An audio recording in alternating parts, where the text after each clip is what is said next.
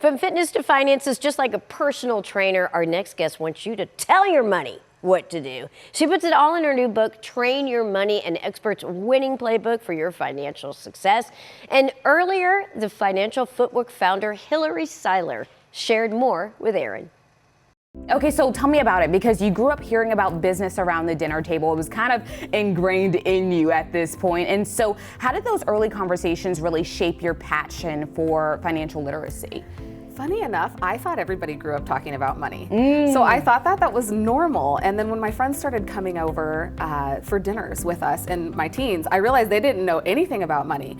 And it started driving my need to help them. And I started getting this passion for teaching people about money, because I had about this much. I didn't have a ton. I had about this much, but I had enough to be dangerous. And then life decided to happen, and I really had to learn about it. And then I've been able to take those experiences and pass that on to people so they don't struggle through money as much as I did in my early 20s. I love that, because you're setting up the future basically for everyone else. And I love that you used your own testimony to do that, because that is really difficult. But you've worked with more than a dozen NFL teams. So how did coaching professional athletes really influence the way you teach even the rest of us?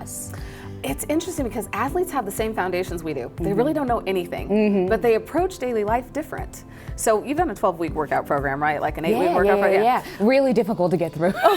We all kind of quit towards the end. And I realized, I was like, these guys are really good at holding true to doing what they do. Yes, athletes are indeed, yes. They do. They show up every day and they're consistent. And I went, well, what if we took the principles of money, the simple things you could do every day, and we just made a training routine? Wow. So they helped influence me to provide financial literacy in a way that's palatable, doesn't require you to do 50,000 things in a day, and you can approach one task at a time and actually get somewhere with it. I like that, because it breaks it down, and I think that makes it also easier for everybody else to digest as well, especially because of the simple fact that growing up, they really didn't teach us much financial literacy in school, right? It was basically learn how to count the money, and then that was basically it. It wasn't teaching you how to invest it or how to, maneuver after that. And so let's talk about the title of your book, Train Your Money. Why that title? And tell me a little bit about how it may be different from other finance books that are out there.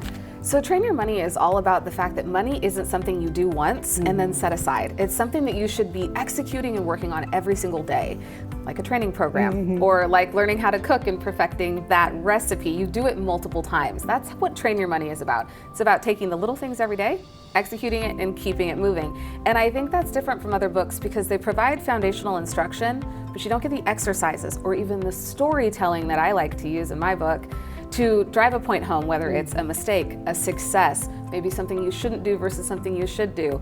I'm a big proponent of storytelling, and most of my book is storytelling. I like that because it almost brings the reader in, right? And you can remember said story that's connected to maybe this financial literacy tip, and then thus apply it in your life. Okay, girl, I see where you're getting, I see where you're going. Now, you break down budgeting and credit and goal setting when it comes to being practical about these steps, which I think you have to be practical about money anyways. And so can you give us a sneak peek into any favorite exercises that someone can maybe implement today? Ooh, yes. Okay, so one of my favorites, and this isn't traditional, so this is a little bit more the last 10 years focused.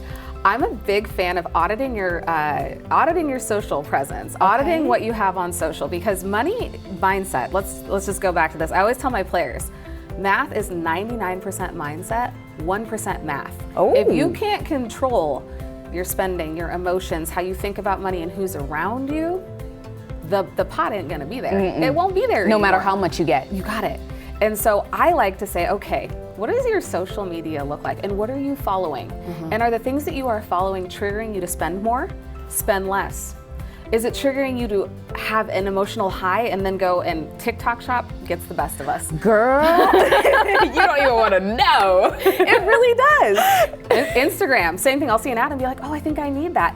Funny thing, it shows up in the mail and I'm like, oh, I don't remember ordering that. It's like a gift though, it's like a present. It is, but we don't need it every week. I know, we don't need it. You're right, you're so right. But that almost takes me back to the thing that people say about how no matter what financial bracket you're in, you can be in debt regardless, right? 100%. Because you may be living above your means even. And so that makes so much sense. Okay, tell me, because there's so many good tips. You're giving such good advice. I want to know all the tea about where we can find the book and more about you as well.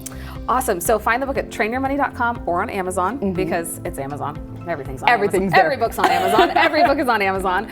And then if you go to trainyourmoney.com, we actually have a free companion guide. It's 30 pages of the activities and exercises we just talked about that comes with the book once you make your purchase. Wow, Hillary, you are really setting us up for success. We appreciate it. Thank you so much for being here this morning. We appreciate you. Thank you for having me, Erin.